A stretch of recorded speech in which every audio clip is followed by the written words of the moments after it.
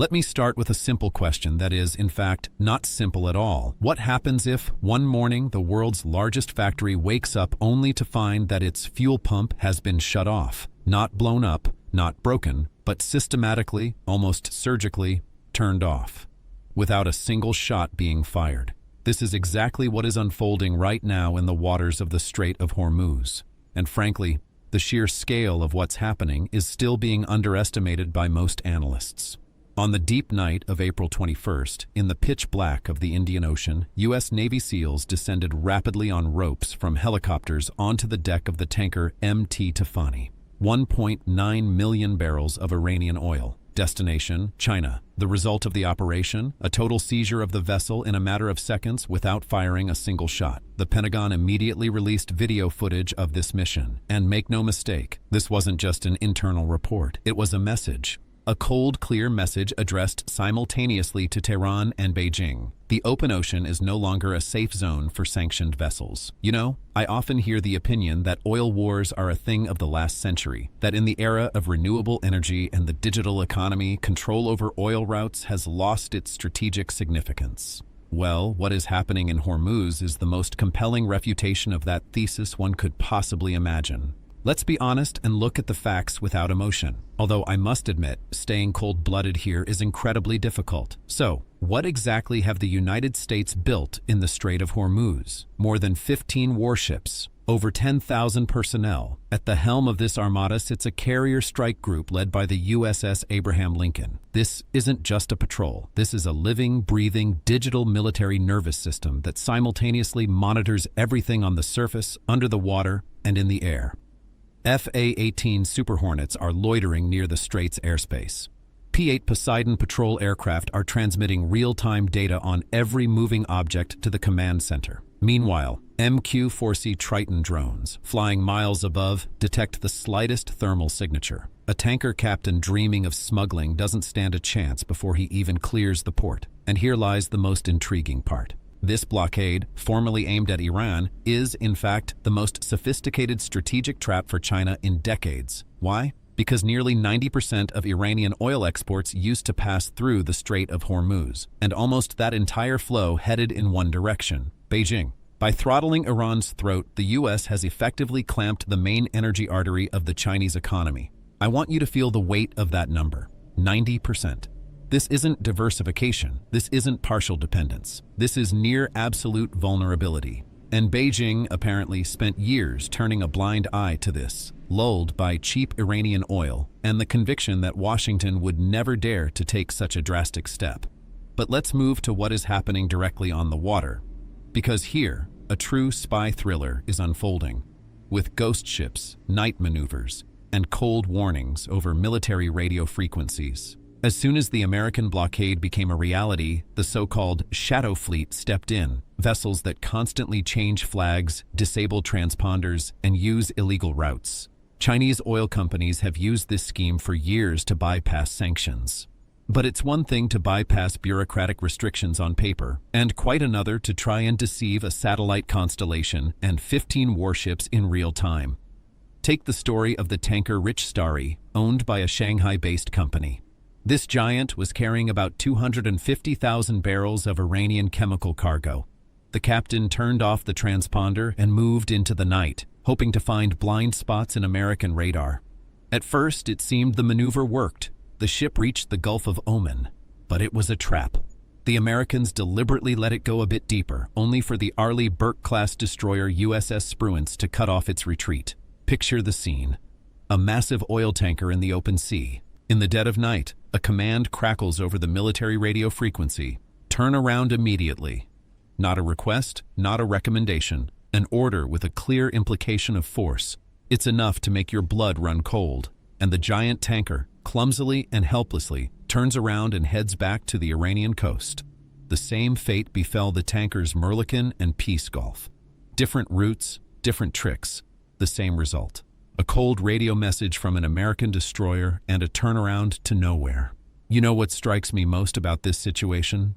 The U.S. hasn't fired a single shot at these vessels. No boarding parties, no cargo seizures. The mere presence of American warships proved sufficient to paralyze the entire Chinese shadow fleet in the region. This is a demonstration of power in its purest form. When you don't need to strike your enemy, you just need to stand in their way. If the Strait of Hormuz is the throat of the Iranian oil system, then Karg Island is its heart. This deep-water terminal once handled 90% of all Iranian oil exports. Before the crisis, it was a 24-hour oil conveyor, massive pumps, endless lines of VLCC supertankers, and millions of barrels departing daily for Asia.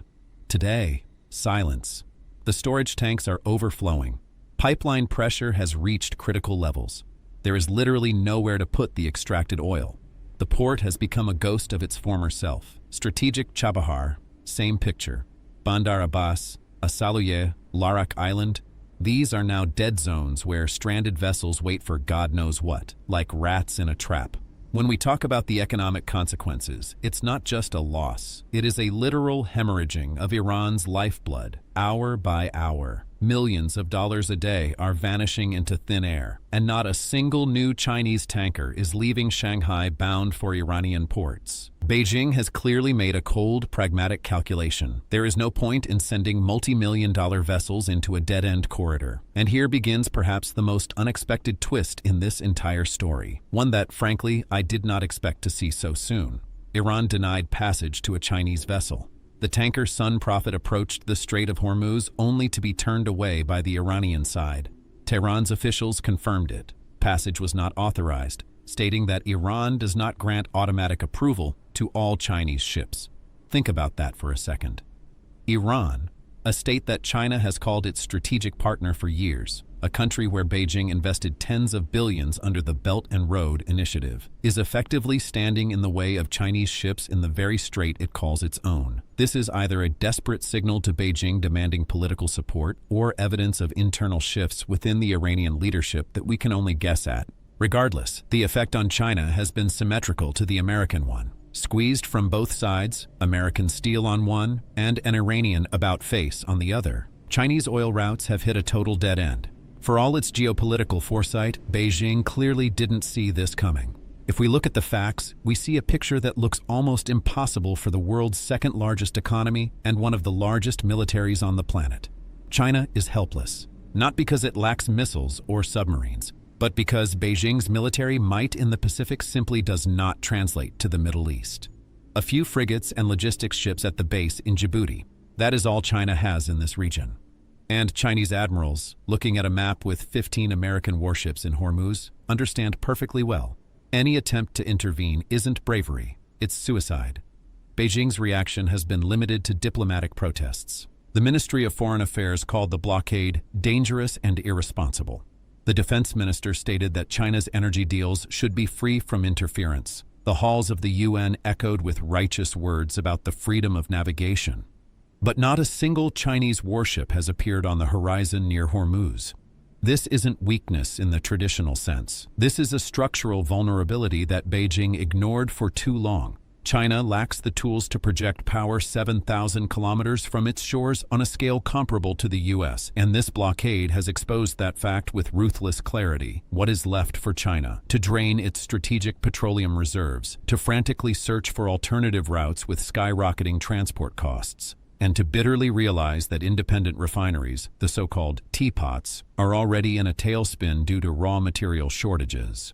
China's industrial provinces are beginning to feel the first tremors of an energy deficit. You know, I often hear the opinion that the U.S. military presence in the region is a colossal burden on the American budget, and by and large, that's true. Но в данном конкретном случае перед нами редкий пример, когда военная операция одновременно является крупнейшей коммерческой сделкой. While Hormuz stands still and Iranian ports turn into graveyards for oil tankers, on the other side of the world, on the coasts of Texas and Louisiana, life is buzzing like never before. More than 70 VLCC-class supertankers signed up for April loading in American ports.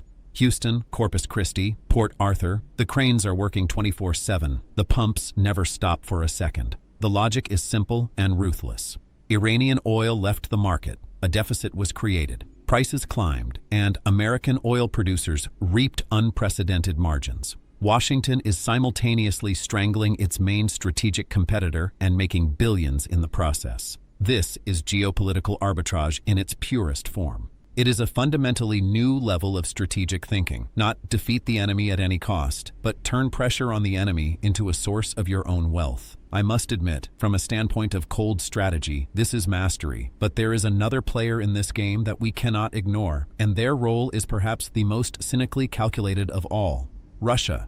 Iran's formal ally, the state that for years spoke of a strategic partnership with Tehran. And what do we see? Moscow has done absolutely nothing to help Iran break the blockade. No diplomatic cover capable of actually changing the situation. No military signal. Nothing but ritualistic condemnations in front of the cameras.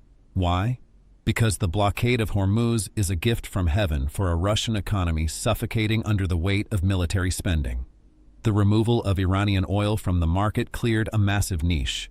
And it was exactly into this niche that Siberian oil immediately rushed. China, deprived of Iranian supplies, was forced to frantically pivot toward Moscow. In 1 month, Russia's oil revenues reportedly doubled. The additional revenue amounted to roughly $19 billion. This capital flow is a direct financial injection into the Russian war machine. While Iran agonizes in Hormuz, Putin sells oil at record prices through safe northern routes and quietly replenishes his military budget. I'll be blunt, this isn't an alliance. This is the cold-blooded exploitation of someone else's tragedy for one's own gain. In geopolitics, there are no permanent friends, only permanent interests. Putin has once again proven that he has learned this lesson better than anyone. Let's sum it up. Because behind this entire mosaic, seized tankers, ships turned away, frozen ports, record profits, there is one big story. He who controls the sea lanes controls the fate of nations. This isn't a metaphor. It is a fundamental law of geopolitics that has stood for centuries. The British Empire was built on it. American hegemony rests on it. And today, in the waters of the Strait of Hormuz, this law is demonstrating its absolute relevance. The US didn't strike China once. They simply stood between China and its oil. And that was enough for the industrial provinces of the PRC to begin to suffocate, for the shadow fleet to turn around in panic in the middle of the ocean, and for diplomats in Beijing to deliver speeches that no one listens to. Iran found itself at the epicenter of this storm, and discovered that its allies are either powerless or have intentionally turned away. Russia is cynically monetizing Iran's agony. China is helpless in foreign waters, and the US is profiting from a military operation. This is the new face of 21st century geopolitics. War without war, victory without a single shot. Control over the global economy through control over straits and routes. This is not a temporary crisis. This is a demonstration of whose rules will write the new world order. One last thing. Everything happening today in Hormuz is a lesson for every state that builds its energy security on a single route passing through someone else's military shadow. Diversification is not a luxury. It is a matter of survival.